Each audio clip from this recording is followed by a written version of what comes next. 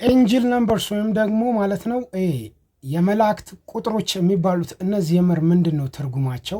ሰሞኑን እንግዲህ በጣም መነጋገሪያ እየሆኑ ይገኛልና እነዚህ ኤንጅል ነምበርስ ወይም የመላእክት ቁጥር ስናይ እንግዲህ 666 የምትለዋለችና 666ን ይዘው ብቻ እንግዲህ አንዳንዶቹ ይሄ የሳጥናኤል ነው እነዚህ እንዳለ እንግዲህ ከስፒሪቹዋል ሳይሆን ማለት ነው ይሄ ከዲሞኒክ አላ ሰይጣናዊ ነገር ጋር ይያያዛሉ ሲሉ ነበርና ከትንሹ ስንነሳ እንግዲህ 666ን ስናይ እንግዲህ ያው ኮድ ነው ይባላል አይደለ? ይሄ ኮድ እንግዲህ ከሳጥናኤል ጋር ነው የሚያያዘውና የምር ስንቶቻችሁ ታውቃላችሁ ሳጥናኤል ራሱ መላእክት እንደነበረ ማለት ነው።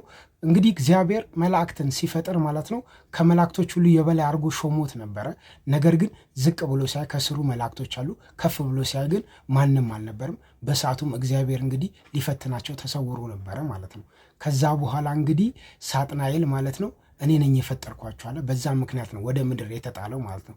ከዚህ እንነሳና እንግዲህ የምር ቁጥሮችና መንፈሳዊ ሕይወት ምንድን ነው ግንኙነታቸው ሲባል እጅግ በጣም ትልቅ የሆኑ ሚስጥራትን ማለት ነው የዓለማችንን በተለይ ደግሞ በመንፈሳዊ ሲታይ ሁሉ ነገር ዝርግፍ አድርጎ ስለማይሰጥ እያንዳንዱ ነገር ኮድ ነው። ከዛ በፊት ስለ አራት ከመዘርዘር በፊት ትንሽ ስለ ቁጥሮችና መንፈሳዊ ሕይወት ትንሽ እንስማ። ቁጥርም አለው አይደለ? ሁሉም ነገር የፊደልና የቁጥር ውጤት ነው፣ የቃል ውጤት ነው።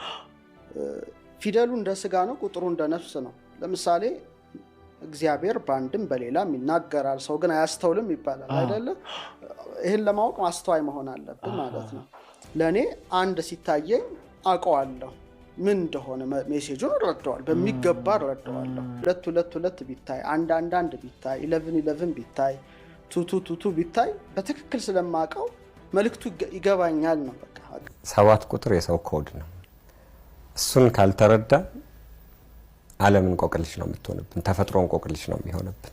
ይሄን ያህል ከሰማን ይበቃናል። ስለዚህ እነዚህ እነ 7 እና አንድ 2 የሚባሉት አጠቃላይ እንግዲህ ከመንፈሳዊ ነገር ጋርም እጅግ በጣም የተያያዙ ናቸውና ስለ እነዚህ ስለ ኤንጅል ነምበርሶች ውስጥ እንግዲህ ያው በጣም ትኩረት ሲሰጥባት የነበረችው 444 ነች። ማለትም 444 ምን ማለት ነች የምትለዋን ስናይ እንግዲህ የመጀመሪያው የሚሆነው ትርጉሙ ቶታሊ ማለት ነው ጋይዳንስ ኤንድ ፕሮቴክሽን ማለት ነው እንግዲህ 444 የሚባለው ኮድን ይዘው ይጠብቁኛል ብላችሁ እናንተ አሁን ባላችሁበት ስቴጅ አለ አይደለ?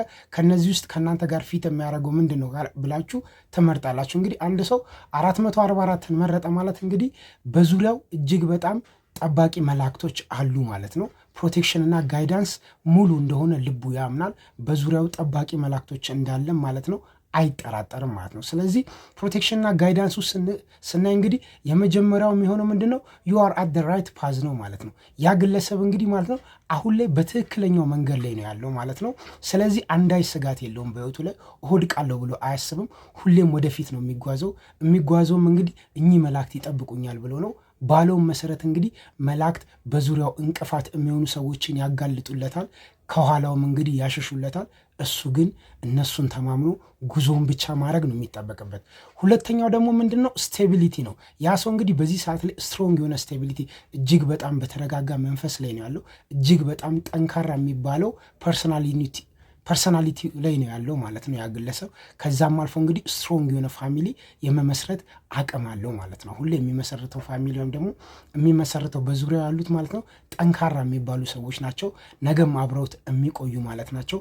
እነሱንም አምኗቸው ነው የሚያስጠጋቸው ማለት ነውና ከትንሹ በጥቂቱ ይህን ይመስላል። ግን የመጨረሻ ማለት ነው ትምህርት እንድትሆናችሁ አንዲት ቃል ላሰማችሁና ለእኔ 37 ቢታይ፣ 2 ቢታይ፣ አንድ ቢታይ፣ 11 ቢታይ፣ ቱቱ ቢታይ በትክክል ስለማውቀው መልእክቱ ይገባኛል ነው። በቃ መልእክቱ አንድ ነገር ከገባ ከዛ ምን ታደርጋለህ? የራስ ውሳኔ ነው። መረጃ ሰጠክ አሁን ምን ብዬ ልነግርህ እችላለሁ? መረጃውን አይተህ መጠቀም ያንተ ነው። ለምሳሌ የሀገርን ሕግ ብታውቅ ብትጠቀመው አንተናል። በህጉ ብዙ ቤኔፊቶችም ካሉ ትጠቀማለህ። ካላወቅስ እጎዳበታለሁ። በቃ ትጎዳለህ። መረጃውን አይተህ ትጠቀምበታለህ። አንዳንዱ ኢንተሊጀንስ መረጃ ሊሆን ይችላል። ለምሳሌ ሂድ ከዚህ ሊል ይችላል። ቁጥሩ ነው የሚነግርህ ነው። ጀስት ነምበር ኮሚኒኬት ያደርግሃል። ብዙ ቦታ ተገልጧል። እሺ ምንድነው ላደርግ የምችለው ነው? አሁን አወቅኩኝ። በቃ 3 ቁጥር 7 ቁጥር አወቅኩኝ። መድገም ነው የምደግመው። ለምሳሌ ቤተክርስቲያን እግዚኦ ማርያም 12 ጊዜ ይባላል። what do I do? ምን ላርግበት ነው አሁን የጥያቄ? አለቃ ገብረሃናን አንዱ ጠየቃቸው በረሃብ ዘመን ቁራሽ ዳቦ ሰጡት ምን ላድርግ አላቸው ሁሉንም አስተምሩኝ ትላለህ ብለው አሉት በቃ ቅድም ያልኩት ነገር አለ አንድ ነገር በማየት ምንም ልታደርገው አትችልም ምግብ ከሆነ በመቅመስና በማጣጣም ነው ልትጠቀምበት ነው መጀመሪያ ዕውቀቱ ሊኖርህ ይገባል ስለዚህ ምን ይላል ለመሪከ ጠቢበት ሎ ሲራክ ነው ጠቢብን ስታዩ ተከተለው ይላል ውሃ በመድረከ ሆተ ቤቱ ለያንሳይል ሰኮናከና ሁሌ በሱ ደጅ ተመላለስ ይላል አው ስለዚህ ከሚያውቁት መጠየቅ ጥሩ ነው ዕውቀት አራት ነው ይላሉ ፈላስፎቹ ያውቃሉ ማወቃቸውን የሚያውቁ ሰዎች አሉ የሚሉት ሐሳብ አለ ሁለተኞቹ ያውቃሉ ማወቃቸውን አያውቁም ሶስተኞቹ አያውቁም አለማወቃቸውን ግን ያውቃሉ አራተኞቹ አያውቁም አለማወቃቸውንም አያውቁም የሚል ፍልስፍናዊ ሐሳብ ያለ ከባድ ነው ስለዚህ ይሄን ነገር ለማወቅ ያውቃል ማወቁን ከሚያውቅ ሰው ብቻ ተማር አትልፋ በጣም አጭር መንገድ ነው በቃ ማወቁን ያውቃል ስለዚህ በደንብ አግባቡ ያስረዳል አይደል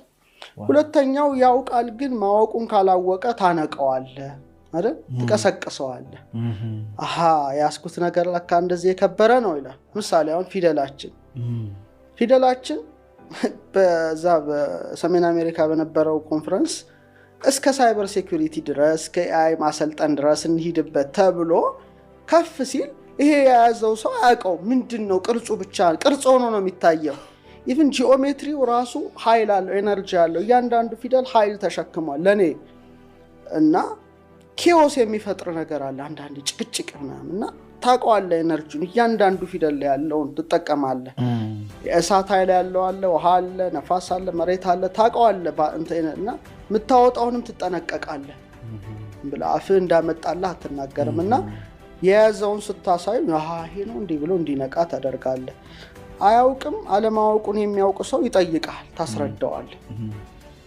አያውቅም አለማወቁን የማያውቅ ሰው ግን በፍጹም መከተል አይለበትም እሱ በዛ ከሄደ አንተ በዛ በጣም በብዙ ርቀትና እንዴት እናድርገው ከተባለ ማወቁ ራሱ ያስይዛል ሁሉንም ነገር መምህር አያስተምርም መንገዱን ያሳያል ፓስወርዱን ያስረዳሃል ፓስወርዱን የመንካትና አክሰስ የማድረግ ያንተ ፈንታ ነው እሱ ፈንታ አይደለም